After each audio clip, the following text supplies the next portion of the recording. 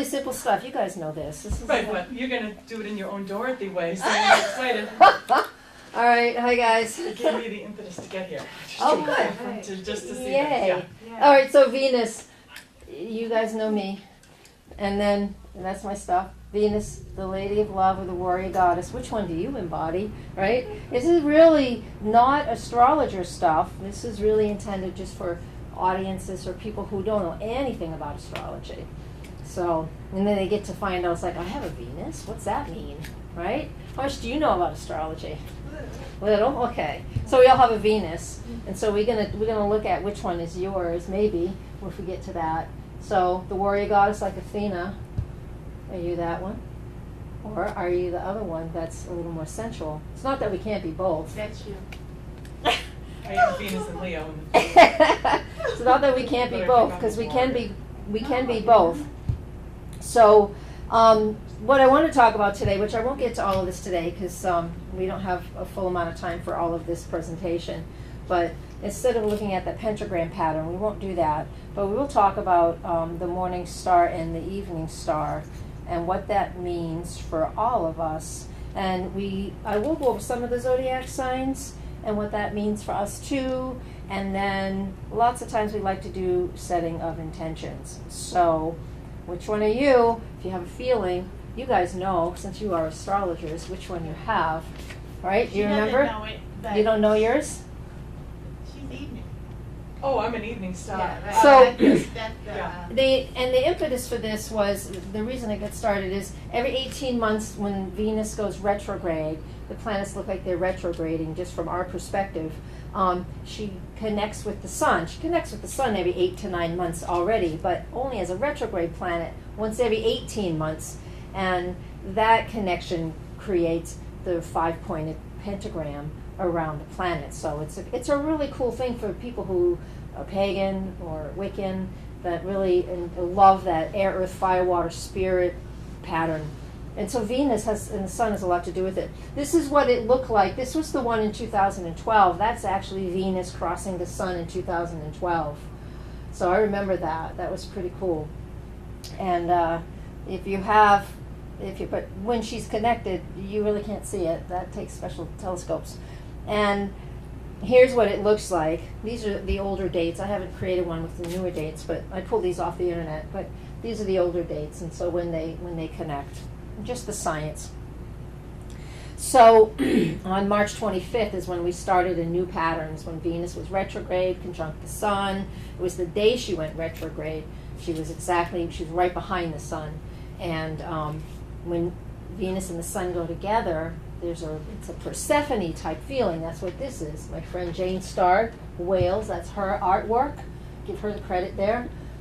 That's her representation of Persephone. And Persephone's energy really, I'm not doing her justice because there's books written about her, but she is Hades' bride, and she goes down into hell to live for half of the year, and when she comes back up, spring is here again. And so when Venus is traveling with the sun, when she's with the sun, so some people have this chart, this in their chart, they're not the morning star or the evening star Venus. They're working with the sun, and so they are more internal.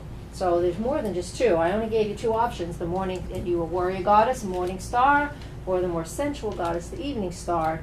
But there's a third, and that's when Venus and the sun are in the same location. So right now, started on March 25th, 5 days she was with the sun. We couldn't see her. And on March 31st this year, 2017, she became a morning star. So we've been seeing her in the winter sky all winter long. We saw her in the sky at night just before sunset. Beautiful, big, bright, but when she gets with the sun, you can't see her, and now she's a morning star. So now she's more assertive. She'll be this way till November. So we're going to start with the general meaning. I probably should start with the general meaning of the morning star this time around, since from this lecture, she's now a morning star. So when she's a morning star, we are more oriented towards the physical world and the physical things that we want in our lives. And it's that Pallas Athena type energy. I love that now that Venus is a morning star. I think in a few weeks from today, Is it Superwoman? Wonder Woman. Wonder Woman's coming out in the theaters. Oh, yeah. Oh my God. Have you seen it previous to that? No. I mean, she is such a kick butt. It's amazing. She's beautiful. She's a strong female. I mean, that no man can match her. So, You know who she is? Wonder Woman. The Diana, the goddess Diana. The actress? I don't know the actress's name. No, I don't. Yeah. I don't What you remember. calling it, yeah. Yeah, she's amazing. She's amazing. Actually looks like this in a way. And so she's very strong. So the general meaning of that, when we're in a period of morning star Venus, that means the world, the whole world, we're feeling a little edgier. We're feeling like we need to fight for something, to stand up for something. It doesn't matter who you are, what your gender is, where it is in your chart, none of that matters. What matters is we all feel that way. So we all feel a little edgier and ready to fight.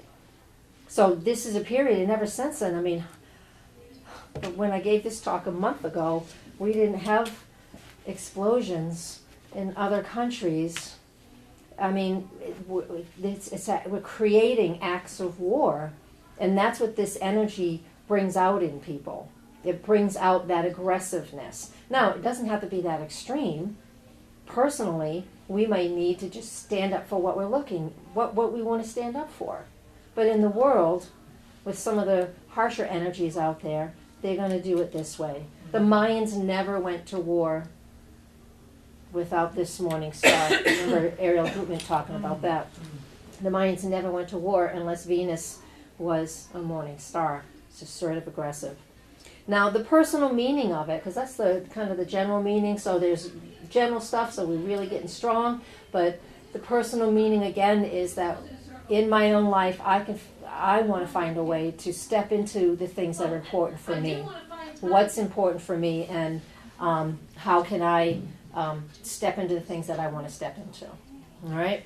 And that's that piece. And that's what a morning star Venus. Quickly, emotional or romantic disappointment? Oh, yes, I didn't even get to that piece, right? Yeah. So if we're a morning star Venus, yeah, we typically will recover quickly from emotional issues. Relationship issues, mostly. You know, you should recover quickly. But then again, we all have a zodiac sign that our Venus is in, and that's going to add to the mix. It's not like just chicken stock. When you get chicken soup, there's many ingredients. So this is how we look at astrology. There's multiple ingredients. We go back to where the evening star. Now, the evening star Venus, we had for 9 months before March 2017, 8-9 months. So the general meaning of that is the world. We should be focusing on things that are softer, things that just feel better and help us just to relax and get into a more Venus state, which, you know, fantasy movies, soft colors, music, art, all of these things are really important. And we've discovered recently, in this year, 2017, how important they actually are for us, because the arts, the funding for the arts through our government right now has been cut. And now people are feeling like, wow, these are important things that we need to have in our world, and the funding's being cut. So as soon as Venus turned to a morning star, which she did in March, we're going to start fighting for these things because they've been taken away from us. In some ways. I mean, we can always get what we need. But, so if we have a Venus star personally, so we're going to look at charts. Well, we won't look at charts, but that's where we have to look to see which one you have. The personal meaning of the evening star, as you can see, we're more deliberate and emotional based, and we base a lot of our actions and feelings on Venus and what we value. So we have a little longer time to connect. It takes a little bit longer to connect, to release that connection to somebody if we have that evening star Venus. Probably because of becoming more intense and internalizing it more than More than in the head, yeah, exactly. Right. Right? You were saying about being emotional. Yeah. You know? yes. Yep. Yeah. So, we did the Venus retrograde. During Venus retrograde, it does happen a fair amount of times. Actually it doesn't. It happens, it's the least, that and Mars, they're the least retrograde planets. So energetically, when Venus is retrograde, we connect on more of a soul level, a lot of karmic relationships, a lot of things that we value come up for question. This is, that is the moon conjunct Venus. That's what that looks like. It's pretty awesome. So since she did just finish her retrograde on April 15th, we're now retracing the steps of where she was retrograde all the way in March and into most of April. And while she is retracing those steps, as a morning star, it's really important that we face issues in relationships that may have come up over the 6 weeks it was retrograde, which was the middle of March till the middle of April, early March to the middle of April.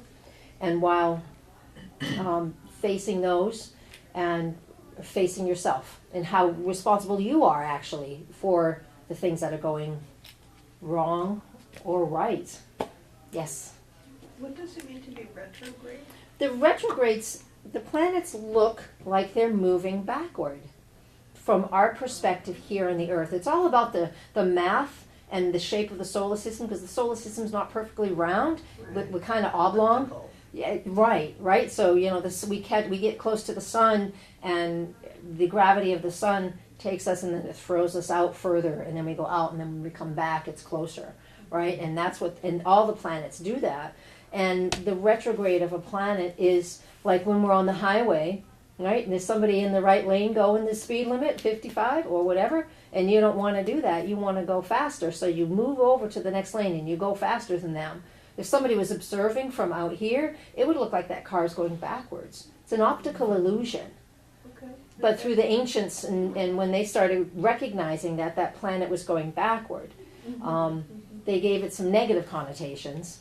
Nowadays, and they can still hold, but now what I like the most is that it's when a planet is retrograde, we get an opportunity to work through things that we've already gone through. We have such a fast-paced life. It's important that we take some time. And the two planets closest to us go retrograde the least, or appear to be retrograde the least, because they're closest to us, Mars and Venus. Mars is retrograde every 2 years, Venus every 18 months. The rest of our planets, not the sun and the moon, but the rest of the planets are retrograde every single year. Every single year they're retrograde. So this is not scary, it's not uncommon. People have gets in such an uproar when Mercury's retrograde, because it's retrograde right now. Everybody's blaming, a little bit of malfunctions going on here today on Mercury retrograde. And it's like, come on, stuff happens. I do look at them all like time to review, to go within. Yep. Every time something's retrograde, that's how I look at it. All it is. Pluto's retrograde? Well, that makes sense. Yeah, Pluto and Saturn Yes. and Uranus will be soon. And I mean, there's so many planets that are retrograde. It's just typical.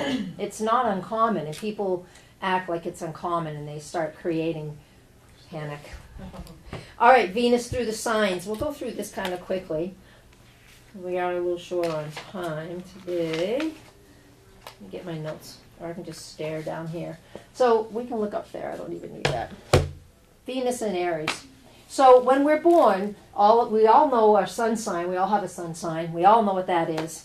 And all the planets are in a zodiac sign somewhere around the tropical zodiac. So when we're talking about Venus, when Venus is in Aries, that's a little more aggressive. That's kind of masculine. So this is where, if we own this and we have this in our charts, then we will pursue a partner, really, and we'll go right after it. We strive for freedom and independence. And when you're in a relationship, it's important that you actually have freedom and independence. So these relationships can be aggressive. We just can go after what it is we want. Venus isn't quite so happy because it's a really masculine sign. Venus in Aries, not necessarily great in that sign, but people have it. We learn to use it. Venus in Taurus is really happy in this zodiac sign. It's her natural placement in the zodiac, and this is very romantic, reliable. We go hand in hand and approaches. We approach relationships slow. We value them. They mean a lot. We enjoy things that are very sensual, which is all of the senses, food and smell and sight, and that's just like the epitome of romanticism. Venus in Gemini. If you have Venus in Gemini, that's fun, that's flirtatious, it's curious, you really enjoy intellectual relationships. It's super important that you can communicate. I say that because that is mine. We get restless and bored, so you better have some good ideas and keep bringing them. You know, I get that one. When we have Venus in the sign of Cancer, that is an emphasis on family relations. And even if you don't have a strong family bond, you seek it and you want it. And you can you get that from your family and from people that you call friends. You may create a family that is not what you expected. Because sometimes when we have something in our chart that's strong, such as Venus in Cancer, and we feel like my family should be this completely supportive thing, and they're not, and we're seeking it and we want it desperately, that want and that need and that seeking of the family is using that energy because we want it so bad. Make sense? Yeah, you get aware of it. You're so aware of it because it's missing. And so we have to do the chosen family thing. So you do the chosen family, and while blood is blood, and you know we all act how we act around family. The chosen family is lots of times more preferred. I love my family. Your chosen family's more what? Preferred. Preferred. Sometimes, to some people, yeah. If you're a good chooser. Yeah. I mean, I'm pretty equal in my own personal life. But, all right, Venus and Leo, who's got that? Yeah. Venus and Leo, so tell me if I'm right. We're fun, creative. In the relationships, we take pride in our partnerships. We really value our appearances, proud of our possessions. But the Leo rules the heart. And Leo is extremely devoted. If they've fallen in love with you, they are very devoted to you. And they give 100%. They really do. Because that Leo energy, you don't even have to have a sun sign of Leo, but Venus and Leo, very devoted. But this one is the valuing appearances. I don't think I have that. Yeah. I'm a weird person. I'm attracted to almost no one in the world. Yeah. It's very rare. Yeah. And when I am, I would say that most people that I'm attracted to wouldn't be like on a magazine. Yeah. So it's something about. That appearance, maybe you're looking for that appearance. Yeah. That's what I was thinking. Well, right, I have, Yeah. I have certain, It's but just it's not the traditional. definitely creativity. Yeah. Yeah. Leo's all about creativity. And that's the thing, too. We're only talking about one little thing. We're only talking about the planet Venus, Right. right? And there's always so many other things involved. But the heart center, the authenticity Yeah. of the Leo, that's what I value. Very in much relation. so. How Yes. do you determine where Venus is? I would look at your chart. And is tell it- you. Is it based on the hour you were born? The day? Well, the Venus, Yeah. I can tell the Venus by the day you're born. So if you know the It'll be a day. sign and a half away. So I can, From the sun sign. we can check it out. You just come and ask me and I'll look it up for you. Venus and Virgo seek meaningful relationships through practicality because Virgo is particular and really precise and neat, and they will be, with Venus and Virgo, be very punctual, neat. They may expect perfection, which makes it a little hard sometimes to just allow a relationship to happen because they're going to be really precise sometimes. But it's an earth sign, so if you get outside and you're a gardener and you're doing stuff like that and you're doing things that are really earthy, that's going to be incredible. So it doesn't mean you have to be that neat, but analytical conversations. Virgo is ruled by Mercury, so that's also kind of like Gemini, so it really enjoys the analytical conversations. All right, Venus in Libra. This is the other sign that Venus rules. So Venus in Libra is really strong relationships. If you've got Venus in Libra, relationships are so important to you. And when you commit into a relationship and you want to have one, you're looking for that peace and that harmony and that creativity in your relationships. Also, beautiful possessions, because Venus loves stuff for the most part. But the problem with this is everybody has every one of these has a positive and a negative, and you can use it in either way, and both ways are correct and both ways are effective for you to learn what you're learning about. All right. The other piece of this Venus in Libra is that if you are in a relationship and somebody's broken your heart, you can just vow off relationships the rest of your life. And so you're an individual, and so the way you're becoming aware of relationships is by not having any.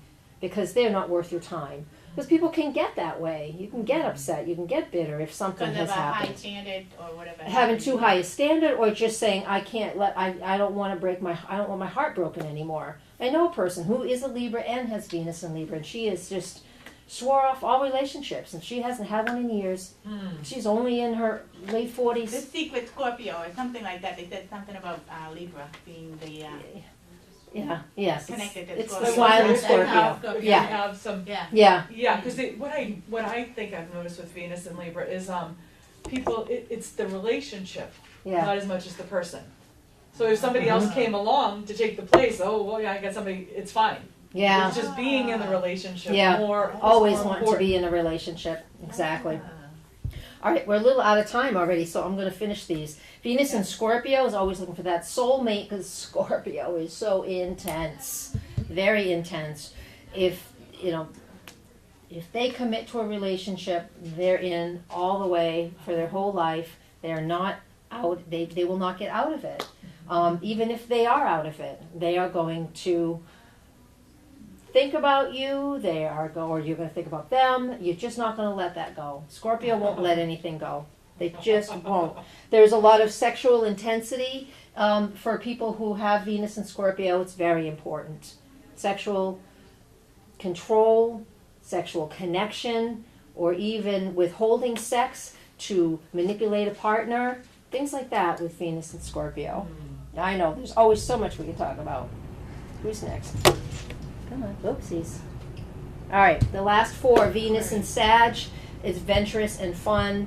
They love to go hiking in the mountains, just foreign things, going out to dinner, just all kinds of beautiful experiences with Venus and Sag. That's fiery energy, and so they want to learn, they want to expand their knowledge, and they could even take classes together. Somebody who's educated, foreign people as well. This is the exact, right there, that's exactly what I do with Yeah, my people that I love. yeah, That's it right there. Adventure All of fun. Restaurants and traveling Yes. and hiking, and it's funny. it's good stuff. Yeah, it might be connected to something that I haven't It, noticed yeah, before. it could be your Venus is connected to Jupiter, because Jupiter is in charge of Sag. Who knows? She's Funny. got a star point, Gemini star point. Yeah. Oh, there you go. That could be it too.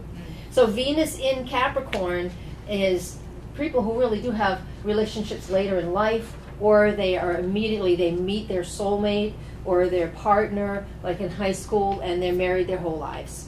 Or they wait until they're later in life because they're too shy to connect with people. Or they're just people who are it's an arranged marriage. I was gonna say the older. Yeah. Did you notice that with Venus Capricorn and with older people, Yeah. wiser people, they're seeking Yeah. an older, wiser Yes, partner? exactly. Venus in Aquarius is very unconventional in odd relationships, but there has to be a lot of freedom in the relationship. So when we have that going on, we really need to connect with friends, with groups. You might end up finding your partner in a group that you've been in, or some type of social environment, right? That's where you might find a partner, or where it just feels the best for you to be connected, so you guys have that common goal. Venus in Pisces, this is extremely romantic, because here we just want to merge with our partner. We just want to be one with the partner, and very inspirational. Just anything that is creative, artistic, beauty, water, just anything that's fantasy. It's the ultimate in romanticism, where there is nothing solid, it's just all fantasy, right? It's all what? Fantasy. Yeah. Idealized. Right now, I mean, during this day of recording here, Venus is in the sign of Pisces right now, at the end of Pisces. Oh my God, that's so funny. So it's very That's romantic really funny. today. And it's kind of wet outside too, so, because Pisces is water sign.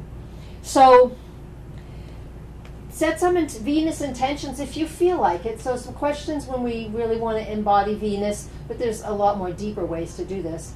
But unleash your soul, unleash your artistic person, dance, sing, dream. Do you need to do any of those things? Ask yourself that. Really engage in your Venus. Put on too much perfume, eat some food, go art. Even today, going out and about, because since Venus rules Libra and it's all about relationships, today at the event that you're at, go talk talk to people, do whatever you need to do. This is a great way to use Venus today.